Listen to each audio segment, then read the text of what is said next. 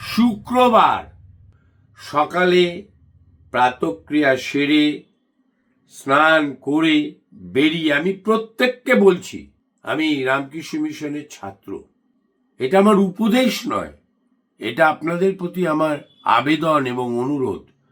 সকালে ঘুম থেকে উঠে প্রাতঃক্রিয়া করে বাথরুম থেকে স্নান করে বেরোবেন, বা যেখানেই হোক স্নানের জায়গায়, স্নানঘর না থাকলেও স্নানের জায়গা থেকে স্নান করে ঘরে ঢুকে কাজ শুরু করবেন। দেখবেন আপনার সারাদিন ভালো যাবে। সকালে প্রাতঃক্রিয়া করে স্নান করে একটি ধূপ জ্বালিয়ে প্রধান দরজার সামনে ধূপারতি করুন। ধূপটাকে কোনো দেবতার সামনে রেখে দিন।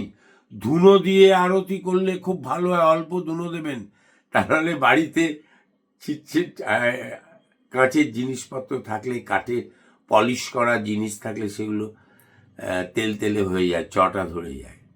অল্প ধুনো দিয়ে ধূপা আরতি করুন, মনস্কামনা করুন। আজ আপনার দিনটি শুভ যাবে। আজ আপনি পজিটিভিটির ওপর চলুন। শুক্রবার পুরনো পাওনা প্রাপ্তি হবে, অল্প বিস্তর হলেও প্রাপ্তি হবে। রোগ মুক্ত হতে পারে। আজ পিতার সহিত সুসম্পর্ক সৃষ্টি হবে, পিতা মাতার সহিত। সন্তান এবং স্ত্রীর সহিত যদি আপনার গোলযোগ থেকে থাকে, আজ সেটা সমস্যা মুক্ত হবে, সুসম্পর্ক সৃষ্টি হবে। আজ সারাদিন মিথ্যে কম বলার চেষ্টা করবেন, সত্যি বলা খুব কঠিন। আজ কোনো না কোনো জন্তু, জানোয়ার, পাখি, তাদের জল খাওয়াবেন। বাড়ির সামনে দরজায় অ্যালকবে না, রোজ অল্প করে জল রেখে দিন একটি কম দামি পাত্রে, সাথে অল্প খাবার। আপনার দেখবেন কত বড় মঙ্গল হবে আপনি জানেন না।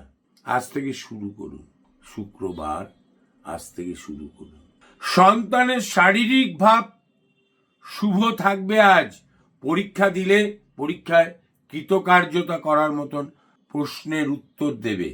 জন্মস্থান থেকে দূরবর্তী স্থানের লোকের সহিত আজ আপনার আর্থিক লেনদেনে যোগাযোগ হতে পারে।